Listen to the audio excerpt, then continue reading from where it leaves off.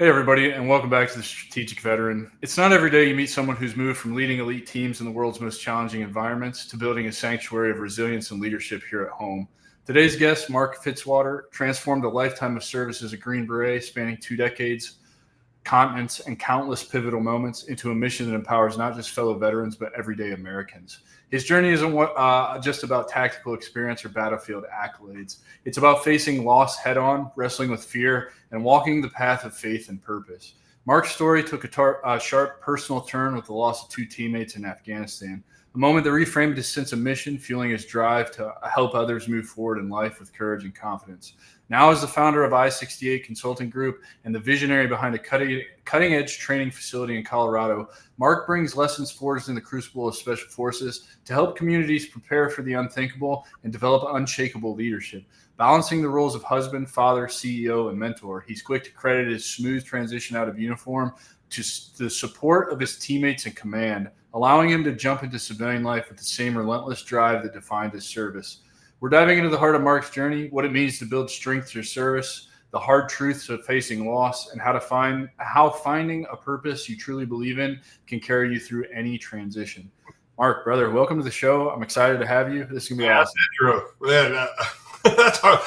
Thank you for that intro. No, appreciate it. No, Adam, appreciate you giving me the opportunity to be on your show. I'm looking forward to telling the story and see, those veterans that are out there who we can relate with and possibly help. Yeah, man. So everybody's journey starts, somewhere. And first question for everybody is, where did you grow up and what inspired you to become a Green Beret? Yeah. I'm a hillbilly from Virginia, from the Appalachian Mountains in the southwestern part of the state. That's when I grew up. Really being in high school, being in the military wasn't really a thought process to me. When I went, I wanted to be a baseball coach and a high school math teacher. That was my goal. When I started college, I went to a small private college, Emory Henry College, out of Southwest Virginia. It wasn't cheap, and my mom said, "Hey, won't you join the National Guard to help me pay for college?" I said, "Oh, okay, no problem." So I joined the National Guard. I started off as a 54 Bravo chemical operations specialist. My junior year of college, which was 2004, we were going to get pulled out, reclassed to 88 mic truck drivers for Iraq. I'd have rather been a chemo. Yeah, for real, me too. And the cool thing is that a team of guys from 20th the Special Forces Group did our pre-mission train up, our little 2-week thing, and they were the old school Green Berets.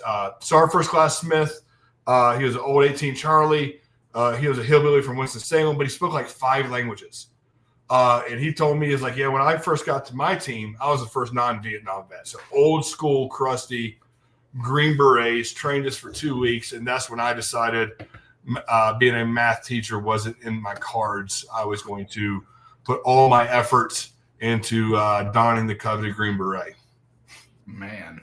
So, I was blessed enough to get selected. I graduated the Q course in March of 2009. Going through the Q courses, I started that process to come on to active duty. Got all that paperwork done. And so when I graduated the Q course, I was assigned to 7th Special Forces Group. So I did. No, at the time I was out of Bragg, and then we did the move down to Florida. So, Okay.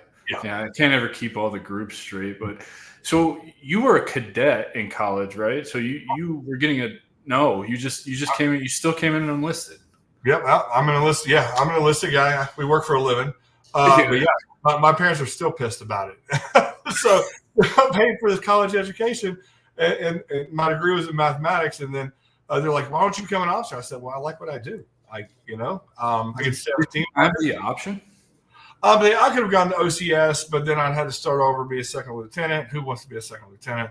And my goal was just to be a Green Beret enlisted guy. I was blessed enough to make it through. Well, and the reason I ask, because isn't that pipeline, right? It's different for enlisted versus officers. It's kind of like a one shot, either you make it or you don't as an officer, right? And One or two shots, I think so. And so I'm saying, I know, at least for selection, I think, and I may be incorrect on this. Once you're in the Q course, as a officer, you can recycle some of the phases. I know when I went through SUT's phase, we had a captain that was a recycle in there, but then he didn't pass SUT, so he went over to, I think, civil affairs or psyops or something like that. Ouch. It wasn't their pipeline. Yeah. Those aren't too bad special operations units either. PsyOps was always interesting to me. What were the challenges you faced? I imagine you had some challenges, because I would assume coming out of college, going straight to selection, you're kind of considered an SF baby at that point, like no real experience in the Army. I know that's kind of a big thing in your world, right? Like I've got a couple of buddies that are Green Berets, still active to this day. Shout out you guys. I won't name your name because I don't know what the fuck they're doing these days, but they're out there fighting the fight, and I get to mentor them still, which is really cool to me, because they were junior enlisted guys in the regular infantry who wanted more for themselves, but there is this dichotomy between these 18 X-rays that come in, and so were you an X-ray, or like how did that work? Because it's weird. You were guard, but you were in college. So I graduated. So before I went to the selection Q course, I graduated college, and I graduated college. My then fiance, now my wife, she had already graduated. So after I graduated, we got married, and we lived in Boone, North Carolina. And my whole focus was getting ready for selection. I waited tables, and at that point, I switched over to 20th Special Force Group. So I was still a guard guy, 20th National Guard Group, and went through their pre-selection pipeline. Got that before selection, but all I did was I became a landscaper because I knew I was going to be a Spanish speaker. So I worked with Spanish speakers all day long, trying to learn the language. Everything was focused on being a Green Beret, and God bless my wife, she supported the whole thing. And then, so when I got selected and went through the Q course, I went through the Q course as a guard guy. And I had to tell them, hey, I want to go active duty, and I'll tell you what. They could have gone the other way with it, but they were real supportive, 16, 17 years ago when I made this decision. And so shout out to 20th Group then for really supporting their guys. And so, graduated in March of 2009. I had orders the 7th Group, April of 2009. And then July. Yeah, right. It wasn't long, I'm sure, particularly because 2009, I mean, that's the tail end of the surge. I was also overseas at the time. I was on, I was getting ready to go on my 3rd deployment. Yeah. Wild. What was you served in 2 different groups, 7th and 10th Group. Yep. What were the dichotomies? What did you notice about different, and what different skills did you develop in each one of those groups? Because I know that they had a profound impact on you, particularly 7th Group being your first, active duty group, 20th. We can kind of not count that because you probably weren't there very long just to get through selection. What did you learn?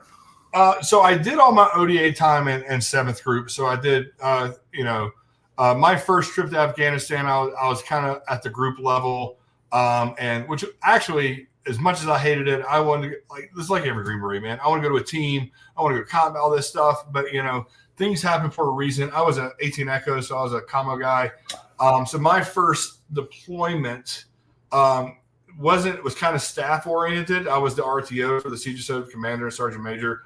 But what I was able to learn is make all my cherry mistakes as a commo guy.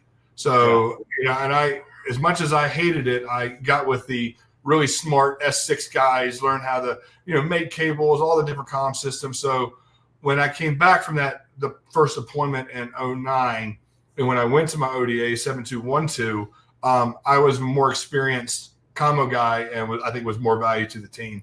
And then I did 2 more trips with them in 2010 in Aruzgan, and then 2012 in Arghanistan. Okay, I was in Afghanistan at the same time as you. Then in 2012, I was in Panjwai. Okay, yeah. Fucking what a terrible place that was. I only know this because, I was there, but we were the most SIGACs every single day, that whole deployment in the entire theater. It was nuts, dude. It was, I did 4 deployments as a regular conventional guy. That's not a secret. I've talked about that ad nauseum.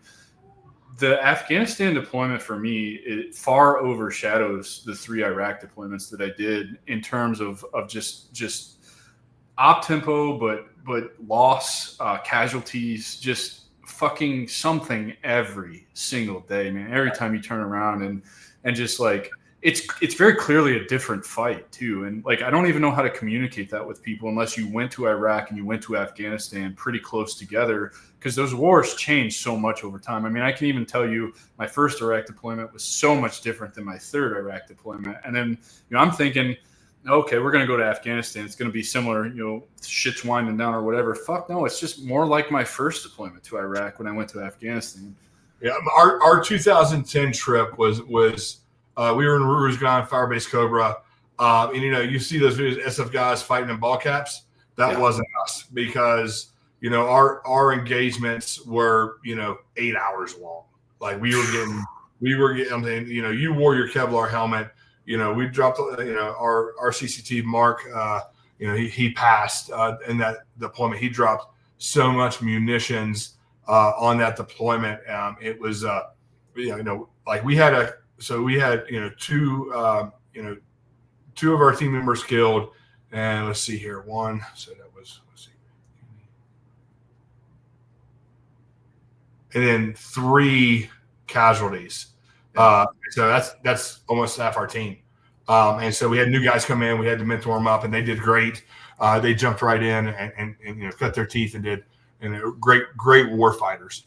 And so did those 3 trips in 7th group.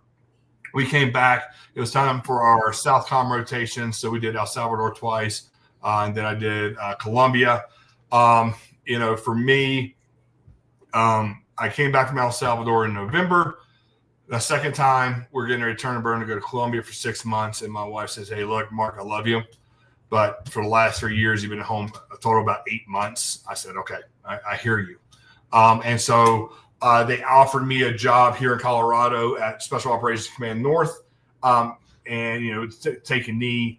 We're mountain people. We were in Florida at the time, so we're mountain hillbillies. Holly is too. So we made the move to Colorado. We loved it.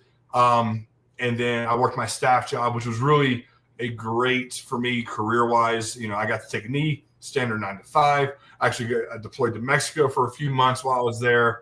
Got to go to free fall school. So it was a very blessed time. The biggest thing is I learned how to talk to officers and learn how they think. And so, with that said, originally we were supposed to go back to 7th group, but my wife wanted to go to nurse. She's always wanted to be a nurse.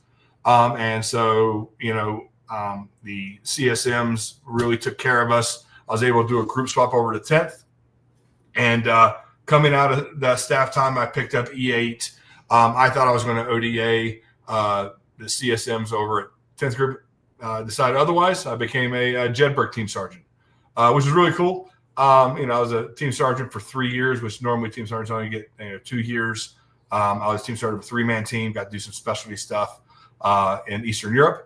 And and so my last job out of there, one of the things was kind of my niche. I was a JTAC since 2011, and Mark Forrester, our CCT, who died in that 2010 deployment. It's all because of him. I was a combo guy, so I was his little JFO. I would call out targets to him. He'd drop bombs. So he trained me. He trained me up, and so after the 2010 trip, my team sergeant was like, "Hey, you're going to Special Operations Terminal Attack Control Course, SOTAC." I said, "Okay." And no problem. No problem. And then I was a JTAC for our team in 2012, and so that was always my niche. I really enjoyed it. I think I was pretty good at it.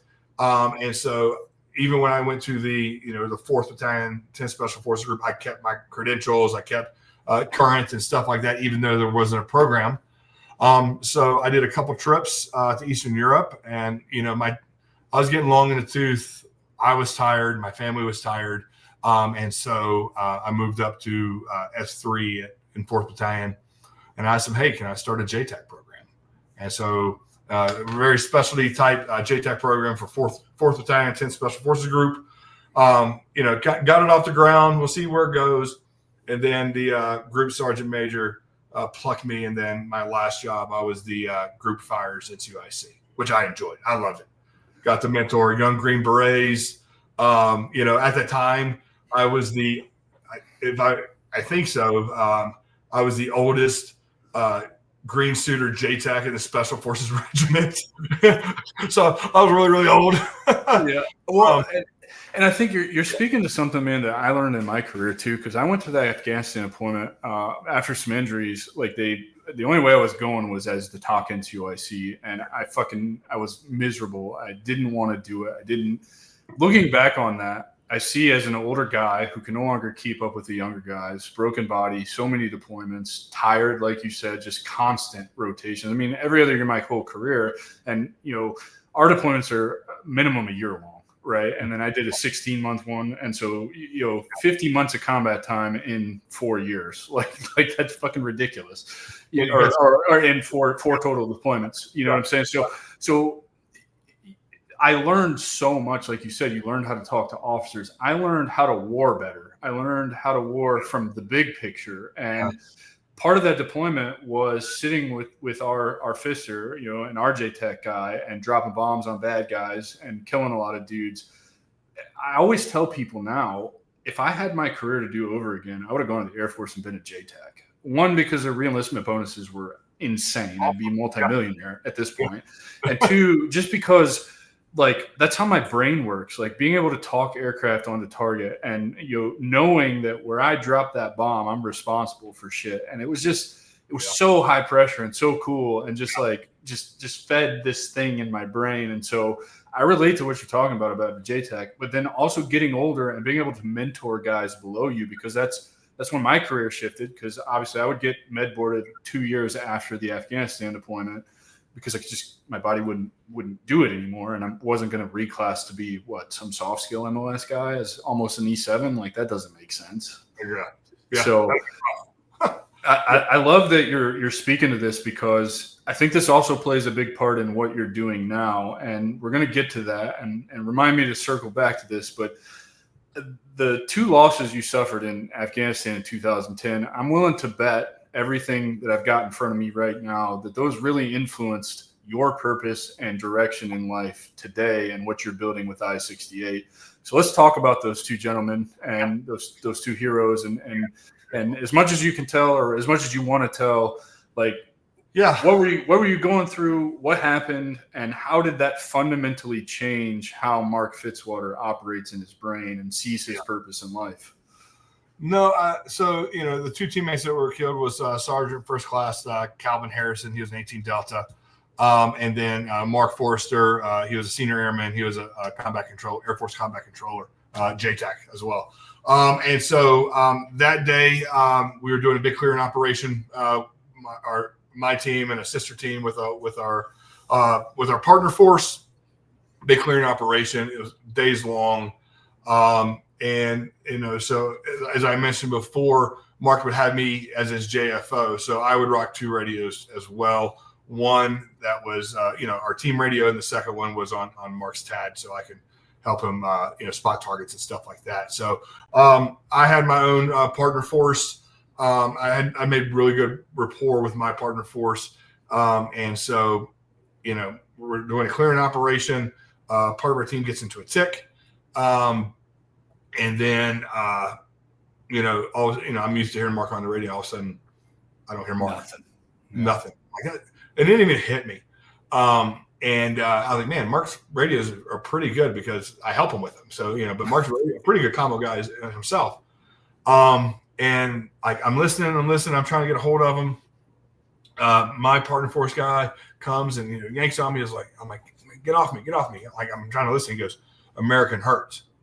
I'm like, oh, so, we go over to there. He's with our team. They're with our team sergeant. We come up on the cow.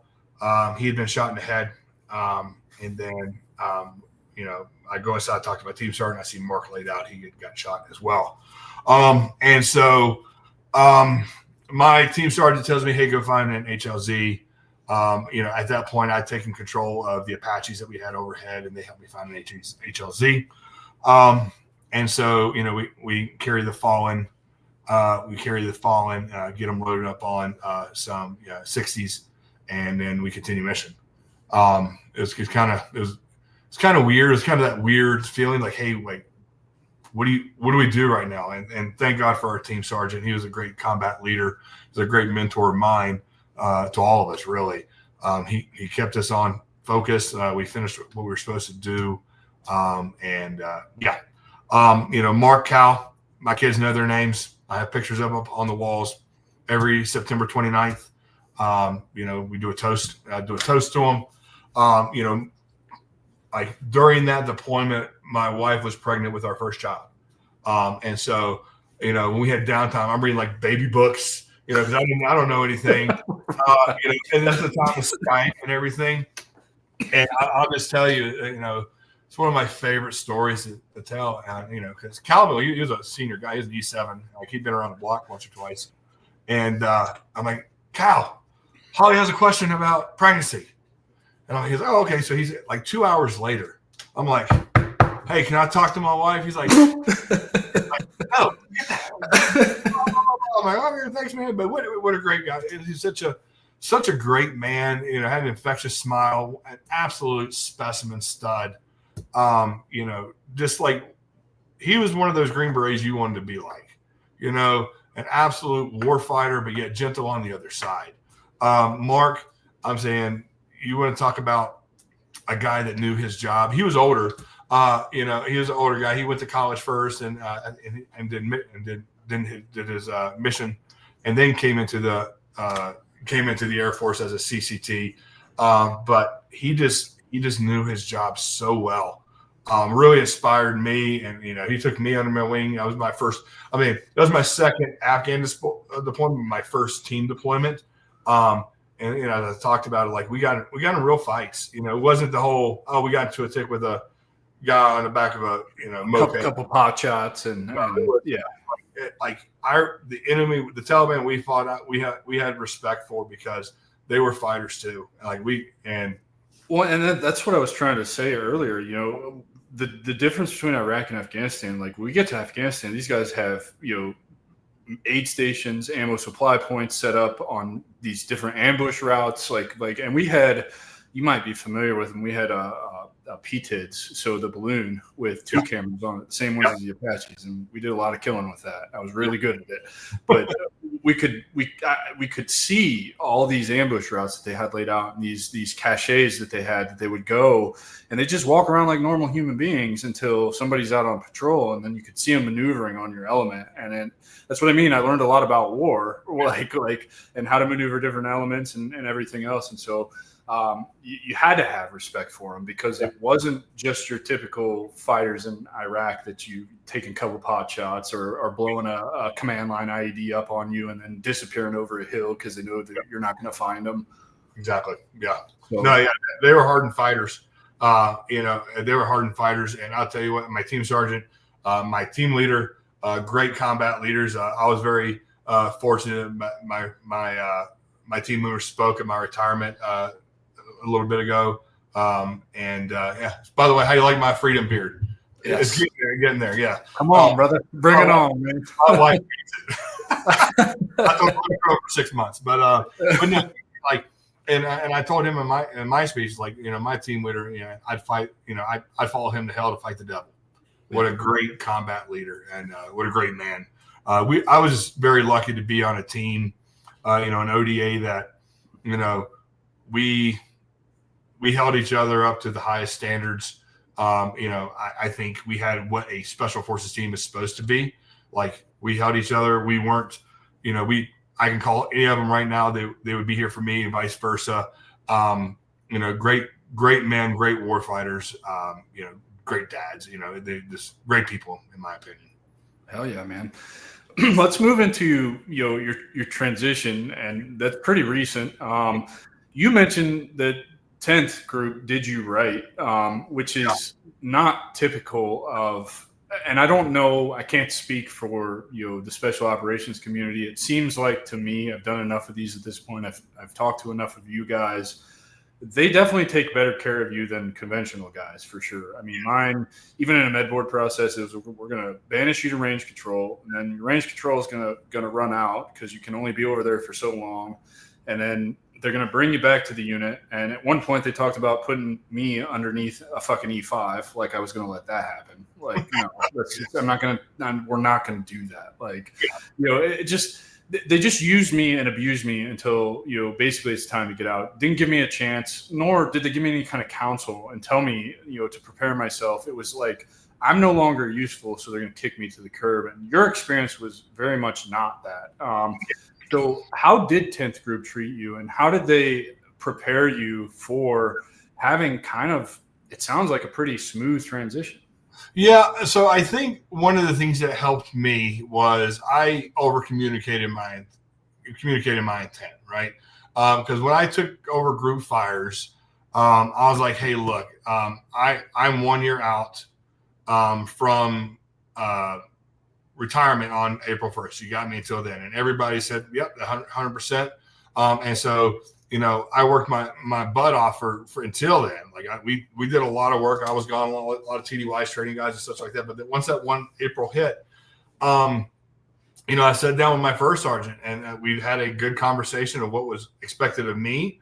I still had to come in for the UAs. I had to, if I was going to take leave, put in leave forms. I communicated with him once a week. Hey, I'm still alive. I'm not in a ditch drunk somewhere. And so I think they treated me well. At the same time, I wanted to make sure that I didn't, what's the word? I mean, like abuse that privilege. Yeah. Because I'm saying they're guys that, I'm 1 year out. They move and like, well, you have to come in for UA, but I'm in Montana. You better be here tomorrow. And so, and it's one of those things too. It's like the first sergeants. I'm an E8. They're obviously first sergeant. They're an E8 too. It's like I don't want to make first sergeant job sucks anyway. I don't want to make their job harder because of me. So I over communicated with them. If they needed something, I made sure. But like they told me like your job is to retire. And so for the first 6 months, I was like, I don't know what to do with my hands. I'd already gotten everything medically done, diagnosed, and all that good stuff. But they left me alone unless there was something required. And so that really helped me to really transition and focus on I-68. And we also have the programs like the Summit. I don't know if Regular Army has that or not, but man, you can call them. They will help you out through whatever is needed, whether in or out. I need to call them to talk about my CRSC coming up anyway.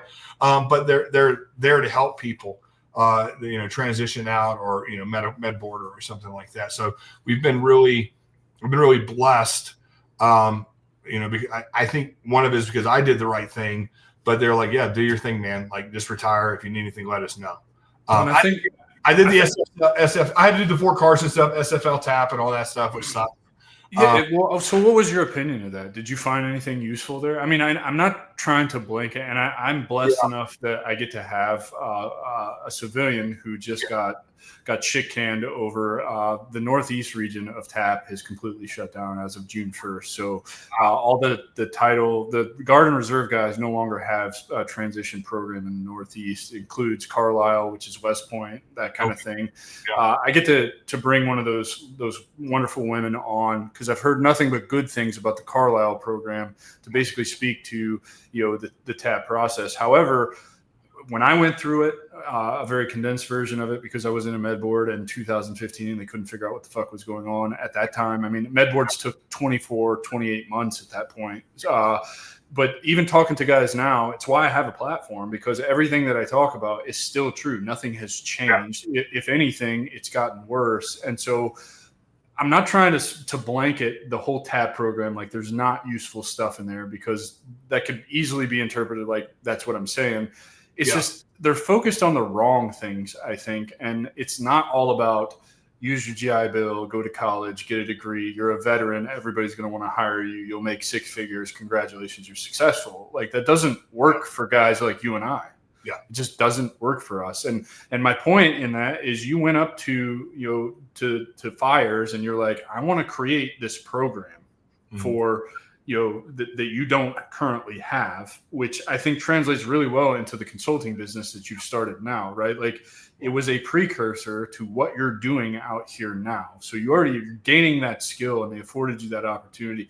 The other thing that I don't hear is you said you over communicated. I think you just communicated. I think you just told them, look, motherfuckers, you've got me till April 1st. I'm 1 year out. Regulation says 1 year to get ready to retire or ETS. And that's what it is. And they respected that. And I think particularly being a conventional guy coming from where I come from in a regular infantry unit, they don't give a fuck. You're going to tell them that and they're going to laugh at you. They're going to be like, oh no, you're going to do what I say.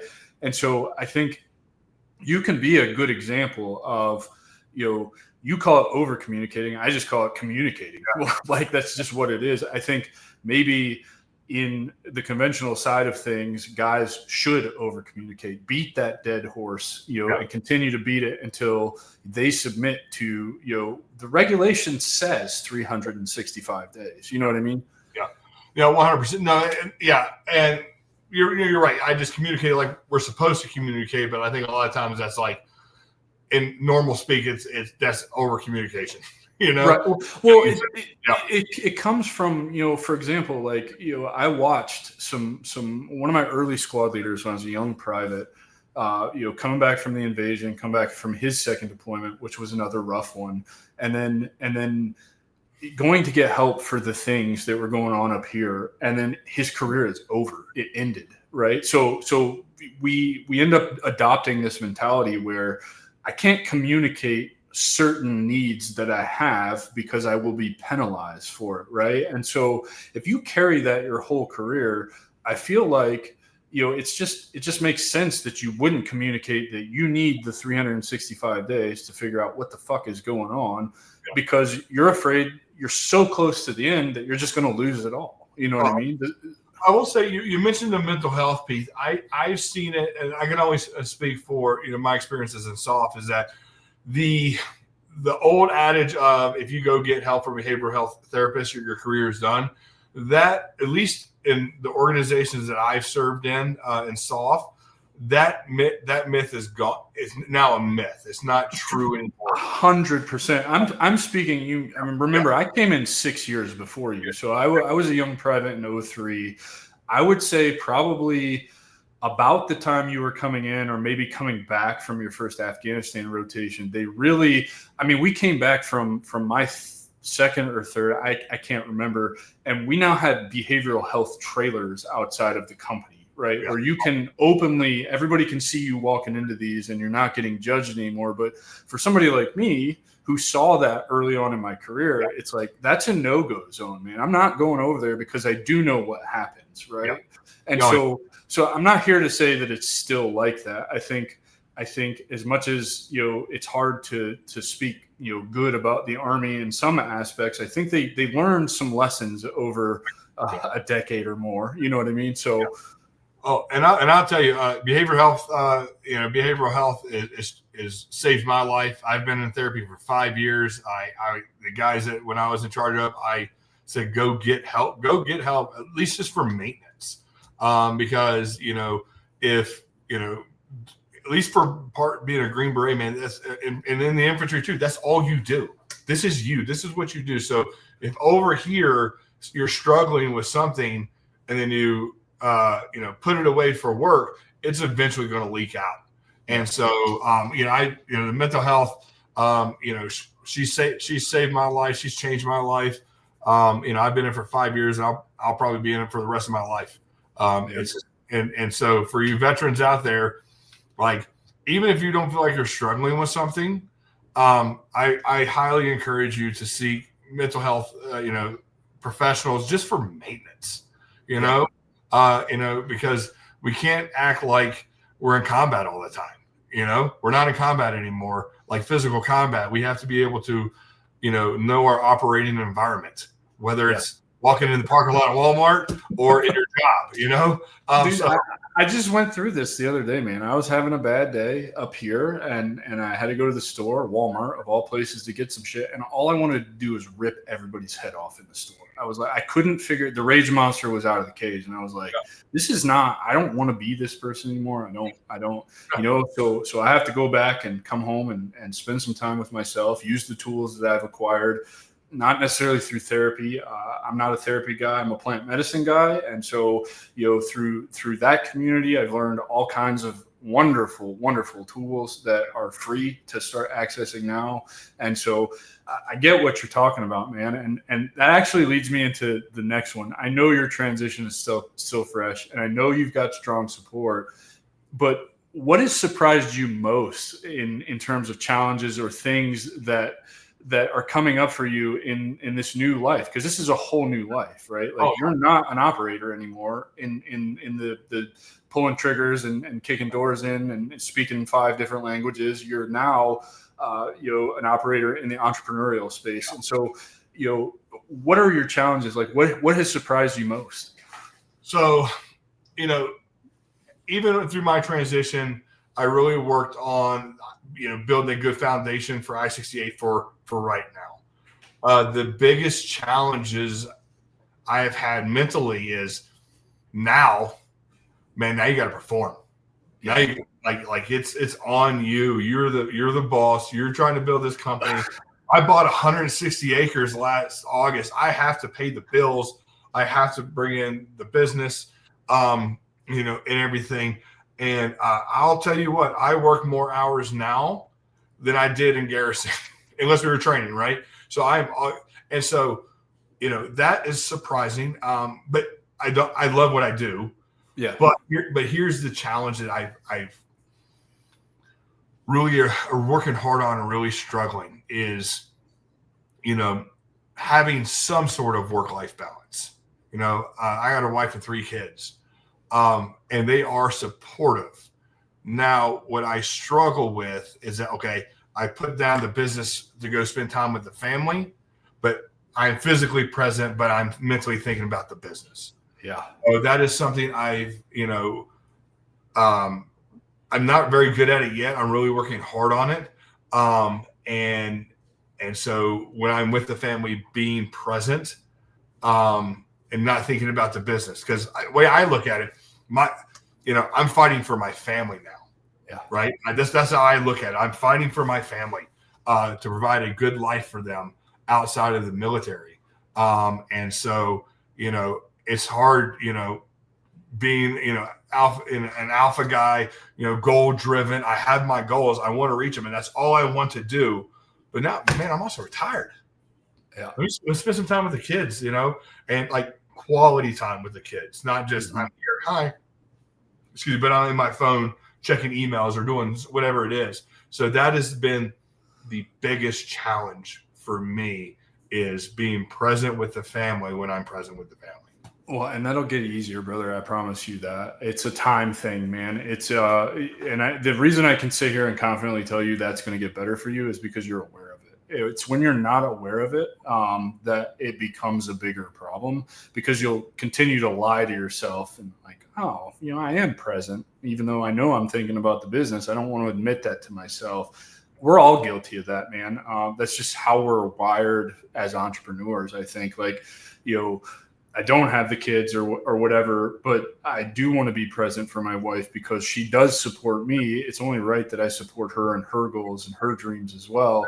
And so that means I had to put boundaries in place for myself, because like you, I'll just work forever. I just won't. I mean, work in this context, it has become my hobby. It has become my free time. It has become I really don't hate sitting in front of this. I do hate sitting in front of this computer. Don't get me wrong. I need to be outside doing stuff, but I don't hate moving the thing forward, if that makes sense. You know what I mean? And so it really does. You have to keep that in check. And you're always going to be thinking about the business when you're doing other things. It's just, are you going to let that override what you're supposed to be doing in the moment? Yeah. A couple of the techniques I've had, and obviously we're in a season now, right? I'm coming into retirement. I'm doing, and so for me, honestly, one of the things that's been a nice challenge is like 2025 is a year of exposure for I-68, because up until retirement, up until starting my retirement transition, like I've had the company we're in year 8 of it. But it was a side company, and I was still deploying, going TDY, training, all that other stuff. And so like I got a good word of mouth. Hey, come train with some Green Berets, but it was word of mouth. Now I can be a little bit more open about, who I was in my past career and stuff like that. So coming on podcasts and talking about my story, and this, as we spoke before, I spoke to some realtors about situation awareness this morning, and so that has been great, but it's been successful thus far, but we're getting ready to do our grand opening on our 160 acres in 2 weeks. So until that gets like really, that dust settles, the instructors are doing more courses. I'm more doing CEO boss type stuff. Like until that is really established, like I know I can't keep this pace, so I have to come up with a good plan to be able to take a step back. You know what I mean? Yeah, dude, I'm telling you, it's going to be beautiful. That grand opening is going to happen, and I promise you, no matter how it goes, if it's just a flop, and I'm not saying that's what's going to happen, so please don't misinterpret that. But it's a huge success. The dust will settle from that, and you're going to feel this weight pulled off your shoulders. You're really going to feel like, man, everything I've worked for, basically for 8 years, but really for, I would say probably really hard for the last 2 years. Yeah. It's going to be, you're going to feel that level up. You're going to feel that work capacity expand. You're going to feel that pressure come off your chest. And it's going to be a beautiful thing. I want you to tell everybody, we've mentioned I-68. We know you're an entrepreneur. We know you've been working on that for a long time. Tell everybody what I-68 is, and what your overall. You're not just another tactical shooting, trainer. Like there's plenty of those guys out there. I mean, the Sean Ryans and the all of them. There's so many of them out there, and you have such a unique kind of idea with what's going on here. And I'm really excited. I want to come. I wish I could be there in 2 weeks, bro. Oh, yeah. I got a place for you to stay right here. Yeah, you know what I'm saying? Like I really do. When we spoke before to get you on this show, I was just enamored with what you're putting together, because I talk to a lot of guys from your community. I just had a meeting last week with another Green Beret and his wife, who's I think a PsyOps woman, and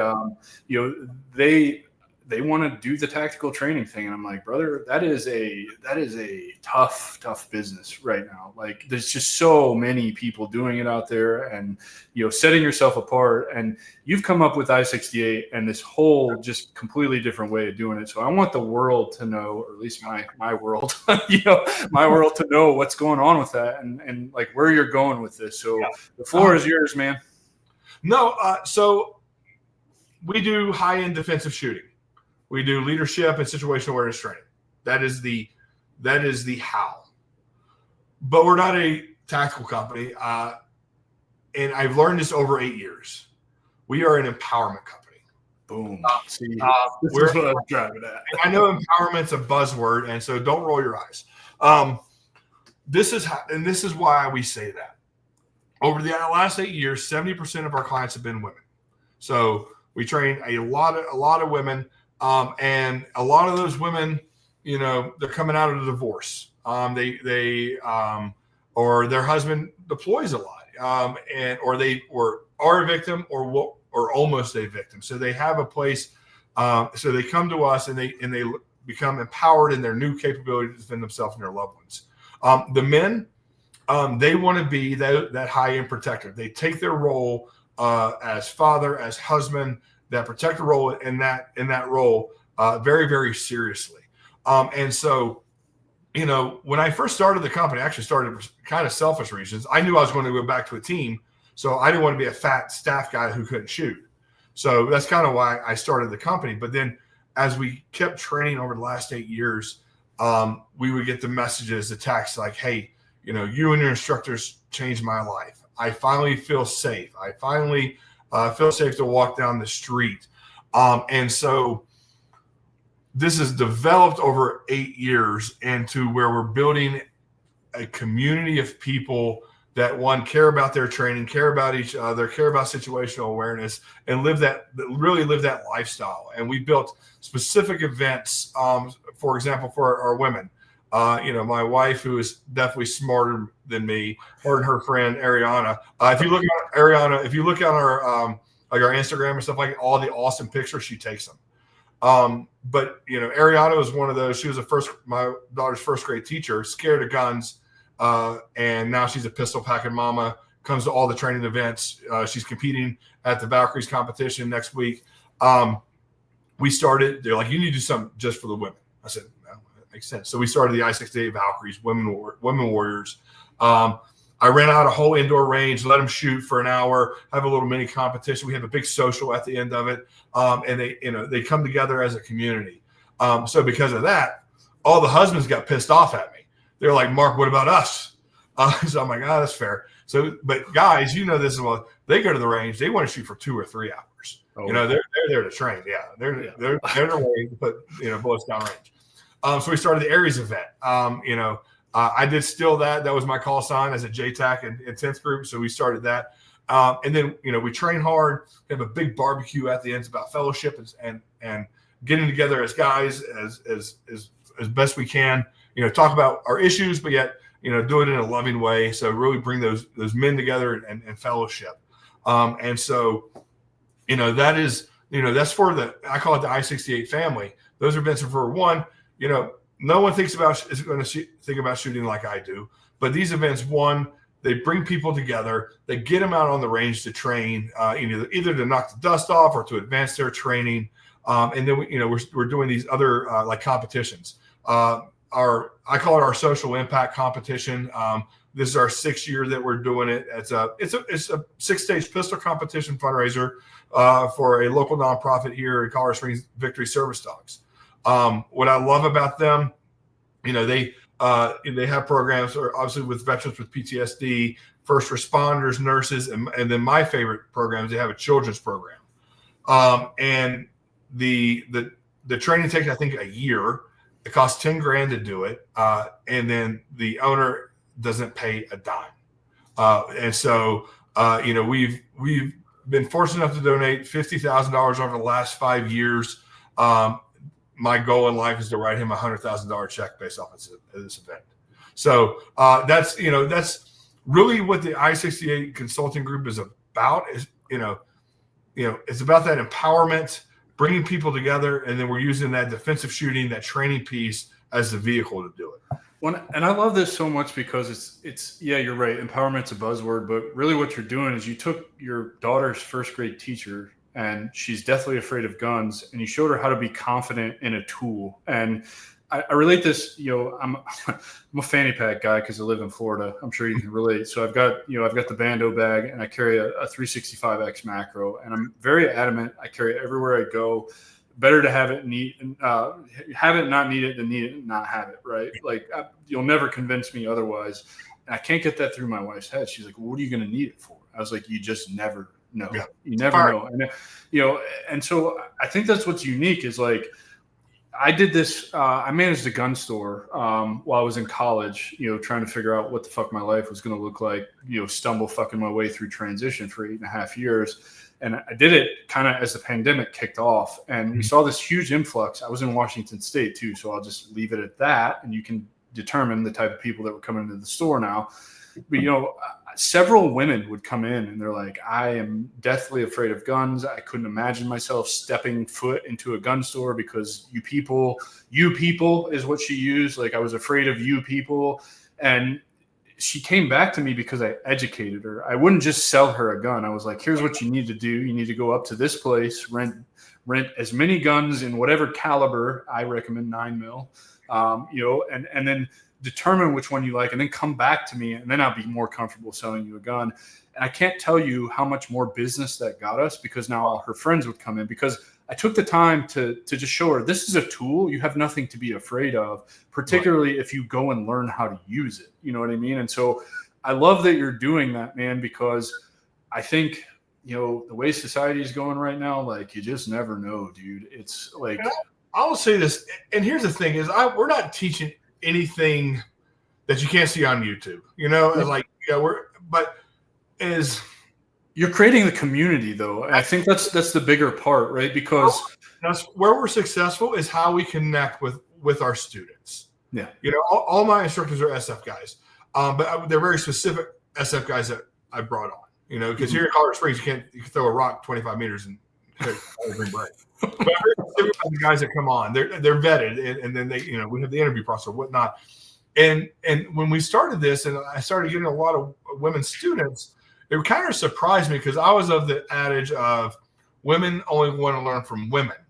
But what I found is women just don't want to learn from assholes, right? Correct, 100%. And of course, military guys, but in general, I'm saying at least that's a stereotype, right? It is, but it's true more often than not. Yeah, and then so these guys come in, and as they're going from position 3 to 4, the Green Beret sitting there smiling with them, smiling at them, watching them pull that, trigger, have that proper trigger pull.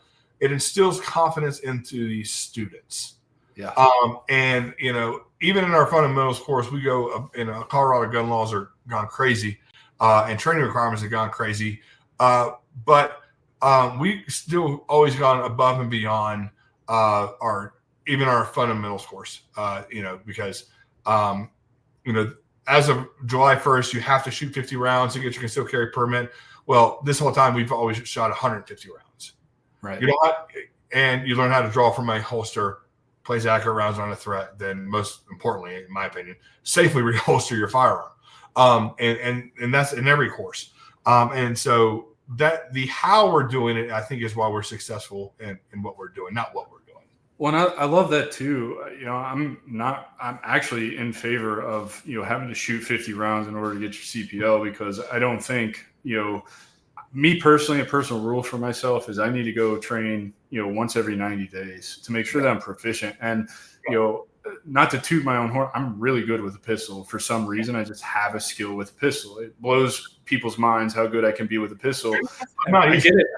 I get it all the time, man. I get it all the time. Well, why aren't you carrying? Well, because I haven't been to the range in more than 90 days. And, that's a hard and fast rule for myself. And so, I just really love your approach to this, man. Like you said, it's learning from people who aren't assholes, somebody there to build up your confidence and show you that this is a skill that you can acquire. You don't just have to be born as a shooter. You can take this big scary metal hunk of or plastic, depending on what guns you're using, but it doesn't have to be this fearful thing. This is a tool that can give you an advantage and so many other things, and just give you peace of mind walking around. I think it's so important what you're doing, man. And I'm so grateful to know that you're out there doing it, and somebody like you is doing it. I'm very lucky. The instructors that I have on staff, they love teaching, and that's part of the hiring process. They love the teaching. They love, I love teaching. I love it when that light bulb goes off, and you just it might be selfish, maybe not, but it's definitely rewarding watching that progression through the course, the confidence through the course and through the end, and that light bulb goes off, and I can do this. I'm saying it's very rewarding as an instructor, and all my guys love it, and they love teaching, and they love helping people build that capability. Well, I think that's super important too, right? Because fundamentals of shooting never change. There are specific things that you have to do, but the way that I shoot may not be the way that somebody else shoots. So being able to give somebody that advice, like, hey, maybe don't close your eye, keep both your eyes open, and then you watch them shoot straight and start stacking rounds, and you're like, see, like, we just made that little tweak, and now you understand. It's just stupid shit like that. I know that's probably a piss poor example or whatever, but really, that's what's so much fun about this. And then I can speak, from working that gun store and bringing people who for 40 years of their life were deathly afraid of guns and just anti-gun, educating them, teaching them, and then having them come back, refer more people to me and saying, thank you, you changed my life. I actually go and do this to blow off steam now. I go to the range to shoot twice a week because it's just decompression, and man, who would have known shooting paper targets, could be so like it's insane, man. And I'm so proud to know you and what you're doing, brother. I want, as we're running out of time here, I want everybody to be able to find you. So throw out all your socials, throw out all the events you've got going on, how they can get into your program if they so desire, and all that. Yeah. So website is really easy. i68consulting.com. We're on Facebook and Instagram, I68 Consulting Group. You'll find us. You'll see our logo right there. And then all my contact information is on the website. Please feel free to reach out directly to me. We can travel to you. We can come completely mobile. Big events that are coming up, like this June 21st, we're having our grand opening in the morning. We're having our women's only pistol competition in the afternoon. And then we are doing our Hounds and Hollow Points fundraiser October 4th. That's our big fundraiser, big sponsors, everything. We're real excited to have our own. We're finally built our own home in the I-68 training facility, which is in just south of Calhoun, east of Colorado Springs, 160 acres. Would love for you to come out, just hang out, see the how and why we do things. If you have kids, bring their Nerf guns. We have something special for them at the grand opening. And so, but no, Adam, really appreciate you having me on, man. It's a real honor of mine. I think you're doing great work with everything that you're doing, man. And thanks for the opportunity. I appreciate it, brother. Ladies and gentlemen, I give you Mr. Marc Fitzwater, retired Master Sergeant. Yeah. I had to think about that for a second. Man, please reach out to him if you're interested in anything that he has to offer. If you just want advice, I'm willing to bet that he'll give you any kind of business advice, lessons he's learned over the years. Feel free to reach out to me. I do this for free all day, every day. It's my goal to be the guy I didn't have in transition and help other veterans be examples for whatever you're going through. You're not alone in it. Whether it's Mark's story and you had a smooth transition, or it's my story and it took you 8.5 years to dig yourself out of rock bottom. We'll be back with another awesome episode next week, everybody. Take care.